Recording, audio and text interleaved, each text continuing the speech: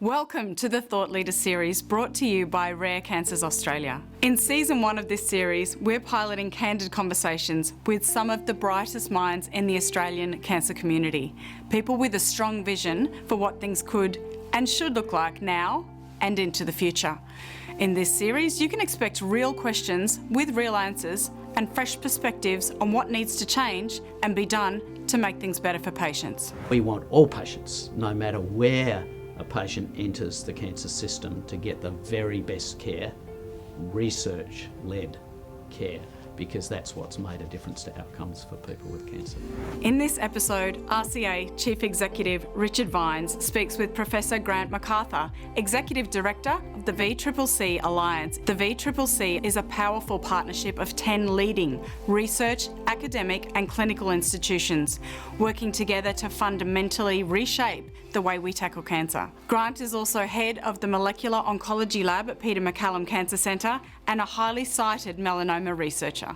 So welcome, Grant. Great to be with you, Richard. Thank you. And I think I was thinking about how we met and our first conversation, and it was in Adelaide, and you said to me, I think Rare Cancers Australia was about 2 years old, and you said, so you're going to try and take over the world, are you? Because ultimately all cancers are rare. And I wondered how that, in the intervening 8 or 9 years, has evolved in your thinking. Yeah, it's a really interesting conversation we had, Richard, back then. So that was just at the time when we really were picking apart the pieces of the cancer genome with genetic sequencing, and really started to understand that every cancer is different. Every patient's cancer is different and is unique. And so one of the challenges we have is dealing with that in the setting of wanting to build evidence and grouping cancers together that behave in a similar manner, because it's easier to come up with the right treatments when you can do that. So yeah, still to this day, I think that remains a challenge for us. How do we really personalise and individualise cancer treatment, given the variations that one patient's cancer has to another? Yeah, and we were talking about that a few weeks ago when you sent me a paper on the 6 hallmarks of cancer, which have now become the 8 or 10 hallmarks of cancer, and it's always fascinated me that we think we've got a targeted therapy and it attacks what we think is the cause of cancer, but 6 months down the track, cancer's outsmarted that and it progresses down its inevitable path, or its seemingly inevitable path, and that's all about the rarity of cancer, I suspect. Yeah, well, I think what's fascinating about the hallmarks of cancer, so Weinberg and Hanahan, Bob Weinberg, Doug Hanahan, articles that have been so well cited in the scientific literature, always point young students, to those articles to understand cancer, just how it's evolved in my career.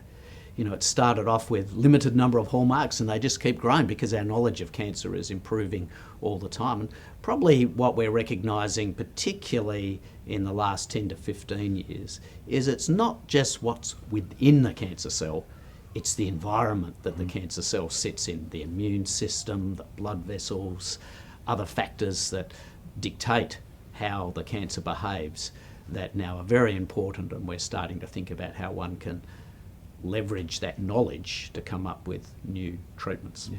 And when you talk about the time in your career, I mean, you've done incredibly well and built an enormous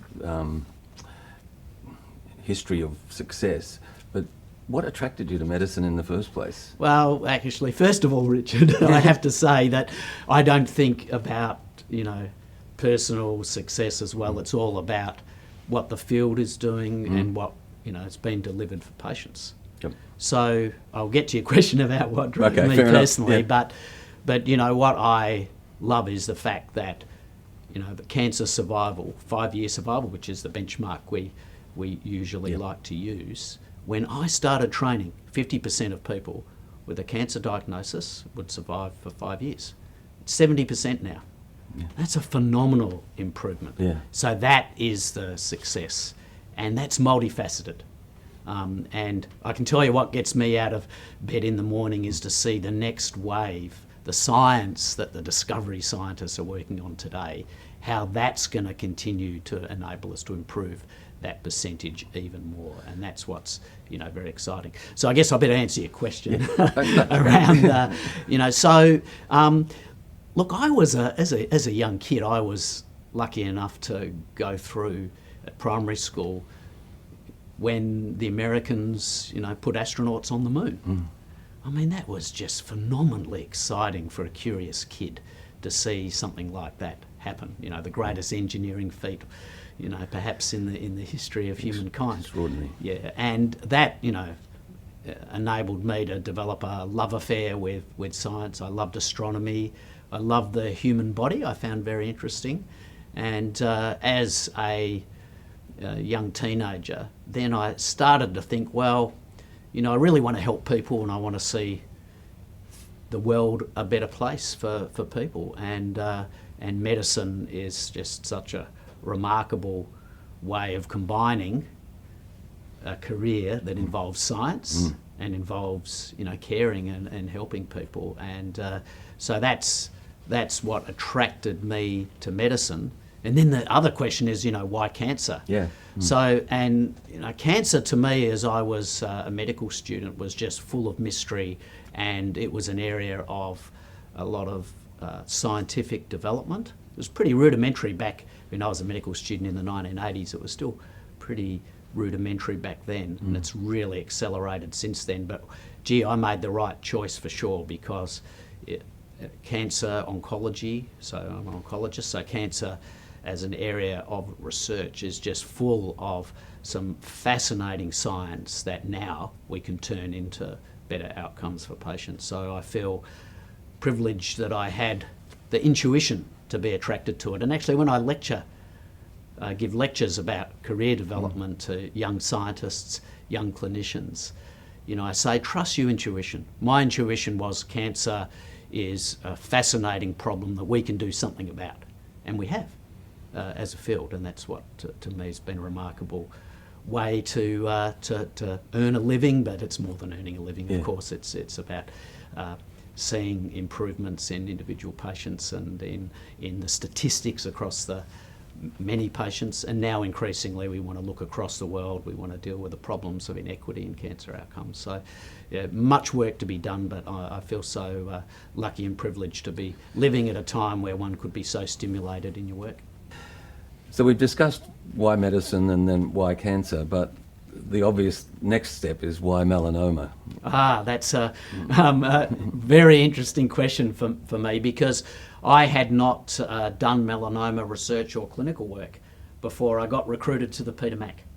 And so there was a bit of serendipity here, because my predecessor that was leading the melanoma work at Peter Mac had been recruited and moved away, and so it was offered to me, would you like to do melanoma, Grant? And so I stopped and I said to myself, well, no drug treatments work. That's a really good place to be in for a research clinician, a scientist clinician to move into, where you don't have effective drugs. Furthermore, melanoma was a disease where you relatively could get access to tissue a bit easier to study what was happening in the cancer. And so I put all that together and I thought, yep, I'll do that. I'm interested in research-led improvements in clinical care. No drugs work, what an opportunity. And where is that now is another interesting question. So I love seeing young people that are putting their hand up to work in brain cancer, because I think brain cancer's where melanoma was when I moved into it. Yeah, fantastic. And if you're going to have an impact on Australian society, melanoma would also be a good place to start, I should imagine, because we do well in melanoma or any skin cancers, don't we, because of our geographic location. Yeah, sadly we lead the world in melanoma and skin cancers based on our geography and the amount of UV radiation we have in our environment, and the fact that we're of European ancestry, so many people in Australia. So it's a worrisome combination. The statistic that always blows me away is 10% of the world's melanoma cases are in Australia. And you think about what a small population we have relative to the rest of the globe, that's a phenomenal statistic. Yeah, extraordinary, yeah. I was going to ask you too, I've always been a little bit confused, and it's a slightly different subject, but about what's the difference between the VCCC and Peter Mac, and how do they work together, and what's your role in that as executive director of that composite organisation? Yeah, we had now, it's going back over 15 years, we had a vision for a comprehensive cancer centre in Melbourne, modelled on the US Comprehensive Cancer Centre model, where you have treatment, research, public health, science and research, education, everything, rolled into one physical location. And at the time it was recognised that, well, we really want to invest, and when I say we, that's federal and state governments, a lot of philanthropy. It was a very successful philanthropic project to fundraise to build this building that we're in today. But what really the vision was to get maximum benefit for all patients. No matter where they enter the health system, they need to benefit from the investment of having a cancer centre. And so for me to have the privilege of leading the VCCC Alliance, 10 organisations coming together in Victoria, we may have additional members and organisations involved in the future, but we want all patients, no matter where a patient enters the cancer system, to get the very best care, research-led care, because that's what's made a difference to outcomes for people with cancer. Yeah, and I've heard the expression before that particularly for rare cancer, which we can assume now embraces a lot, that the new standard of care is clinical trials for rare cancer patients. And I know that here, I think within this building, there's something like 200 clinical trials going on at any one point in time. It's an amazing exercise to run. And I said to Christine, my colleague, this morning, that you could not walk into this building as a cancer patient and you would have to believe that a lot of people care about your health. It's an extraordinary building. And you must have gone through the transition from the old Peter Mac to this. It must have been quite an exciting time, I should imagine. Yeah, so the old Peter Mac, and Peter Mac was in a remarkable growth phase. Cancer centre, the model of care, of embedding research into a clinical treatment facility is well established. It's been associated with much better patient outcomes across the globe, and Peter Mac was just growing and completely outgrew the space that was previously in East Melbourne, about 3 kilometres from here. So Peter Mac needed to expand, and has continued to expand into this new building. But one of the exciting things was to bring Peter Mac into a vibrant academic environment where you've got the Walter and Eliza Hall Institute, the WEHI, the University of Melbourne, Melbourne Health, Royal Women's, Royal Children's, and it goes on. Now just down the road here now, the Monash Institute of Pharmaceutical Science, #1 ranked pharmaceutical science university in the world, right here, down the road, walking distance from where we're sitting now. So, it's a remarkable precinct here. But what is more important than the precinct is the community. It has to serve the community and take that research-led clinical care out, and that's why I'm very passionate about my role now as Executive Director of the VCCC Alliance. Yeah, and on that decision to move into that role, then there must be some reduction in the amount of clinical activity, and that must be a hard decision for someone as passionate about patients, who's committed your life to it. But there's an opportunity there to build a better system, or to create something as powerful as this. Was that a difficult decision to go down that path? Well, yes, I think you've hit a nail on the head. Not easy, and that's why I still do 1 clinic a week. Yep. Because I love clinical work. It's very satisfying. Also enables me to keep my finger on the pulse of changes and the way care's been delivered, by experiencing it. I'm a person that, understand things better if I've experienced it rather than hearing and reading about it. So I've kept that going. But really the reason for moving from a full-time research and clinical role then into a leadership position for me was to benefit more patients. Yeah. And that's what we can achieve. When you talk about experiencing, the one thing that you have experienced, and you've been quite open about it, is cancer yourself. And that must have been quite it's always a shock and a trauma, but it must have been a unique experience for a clinician to experience themselves as a patient. So it's 8 years now, almost 8 years since I had my cancer treatment for stage 3 prostate cancer. And it was interesting, I did an interview actually with Neil Mitchell on the radio here in Melbourne, not that long after returning to work after I had my prostate cancer treatment. And, I said, Neil asked me the same question. I said, oh yeah, things haven't changed much. But now with the years going by, I do recognise about what I've learnt. Probably 2 key things. I do have an even greater sense of empathy with what patients are going through. And I've recognised, a change there.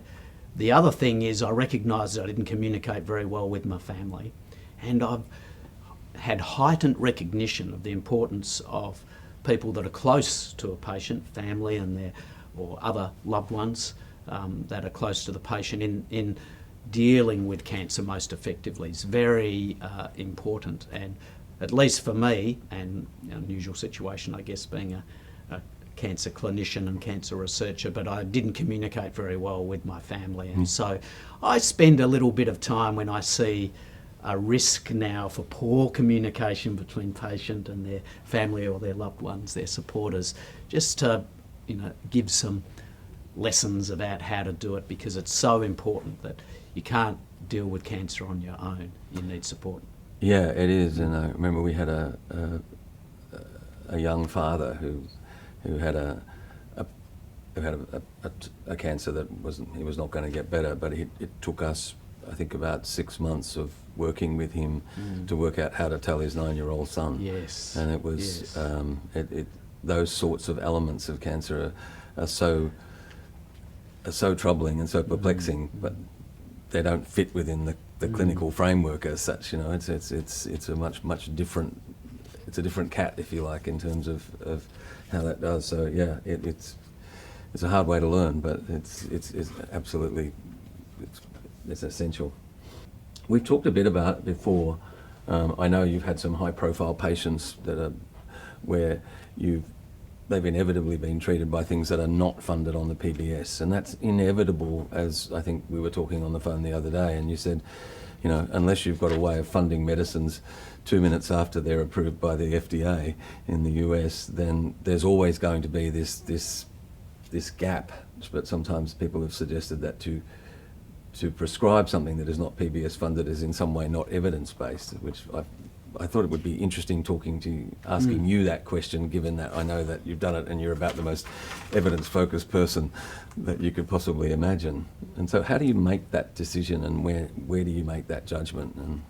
And Yeah, I think it's very important to be on top of the details of the evidence, because when something gets listed on the PBS, it's because firstly the medicine is safe and it's effective. So there's an evidence base around safety and an evidence base around it being effective. But on top of that, the PBS lists it because it's passed the hurdle of cost effectiveness. yes, Okay, so if the question for an individual patient is, can this medicine improve my survival or improve my quality of life, and without causing untoward side effects that are unacceptable, well, that evidence comes in well before a PBS listing. So we have the Therapeutic Goods Administration in Australia, which assesses safety and efficacy and will list medications. There's usually a gap between listing on the approval by the Therapeutics Goods Administration and then listing on the Pharmaceutical Benefits Scheme. So there's a gap there. There's also a gap in time between the evidence being presented and or published in a peer-reviewed scientific journal before there's a Therapeutic Goods Administration listing. So there are these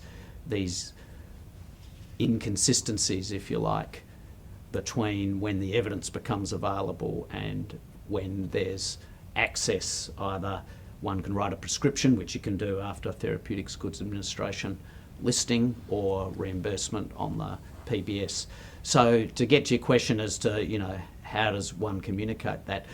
Well, a study from quite some time ago, actually led by one of my mentors, John Salzberg, actually went and asked patients, do you want to know about information that's about medicines that are not yet listed on the PBS that your doctor thinks you may not be able to afford because they're very expensive? And the answer is the vast majority of patients want to know.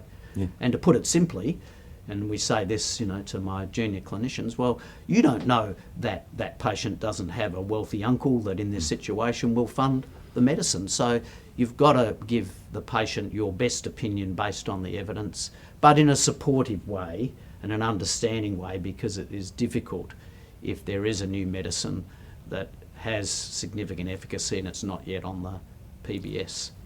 Yeah, absolutely. It's we see it every day with very rare cancers. There's not much listed on the PBS, so it's always that conversation. And I think that one of the other points around getting things listed on the PBS is it's normally largely based on clinical trial data. But I know that you have done a lot of work and a lot of thought around real-world data and how we might use that in this. And I know that's something that would be fascinating to get you to talk about. So yeah, no, it's I think it's vital. So gets back to the how do you gain evidence, and evidence can be obtained from clinical trials. That's the usual way of getting evidence together. You have to be eligible, a patient has to be eligible on certain criteria to get on the clinical trial. Sometimes in the real world situation, not all patients with a diagnosis will necessarily fit the eligibility for the clinical trial. So you want to get additional evidence in the real world setting. But what we really need is to change the way we're thinking, that instead of having to have a large clinical trial, large numbers of patients, irrefutable evidence, we go through a more staged approach where you might get an earlier listing and approval, and then you continue to collect real world data after listing to firm up the evidence. And that is one potential way of getting medicines accessible sooner. But it has to be a rigorous process to enable that evidence to be collected. You don't want to make mistakes and list medicines that really are not very effective and expensive.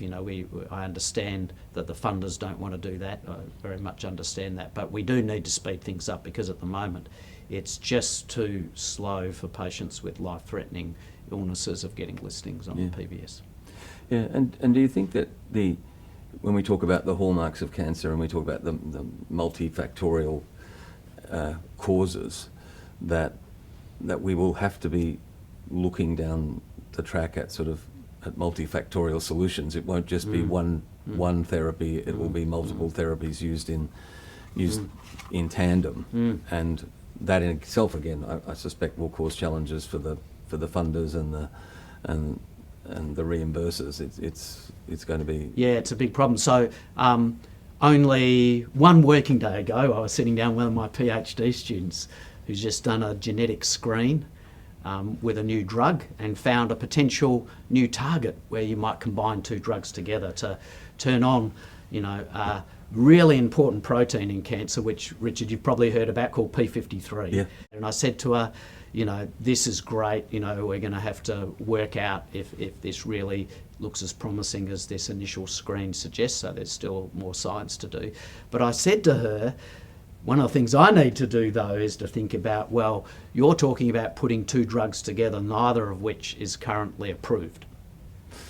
And that is a challenge. So as you say, cancer is complex. We have to put different approaches together to get the best effect. And sometimes that will be putting two drugs together, or maybe even more, that are not yet listed. And to get the evidence for that is challenging, and we need to be clever about the way we develop drugs so that we can get those very effective combination treatments, which for rare cancers is going to be very important, through as quickly as we can. So yes, so this is the clinician and the PhD scientist student, thinking big. We've got to think big because it's about patients. So I want to encourage her to think about what she can do for patients, but I also need to think about, well, how would we speed up putting these two unapproved drugs together?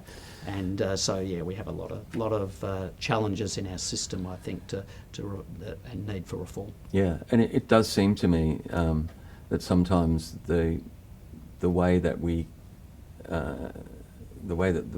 if you like, mass media communicates cancer oversimplifies it, and I always think when it's going out to the public, it's also going out to our politicians, and we have to be a bit more astute about educating people in Canberra and Spring Street and Macquarie Street and every other street around the country that cancer is not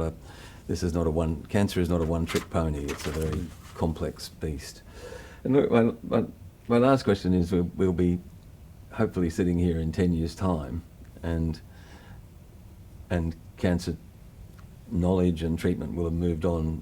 Where do you think we'll be with it in 10 years' time? And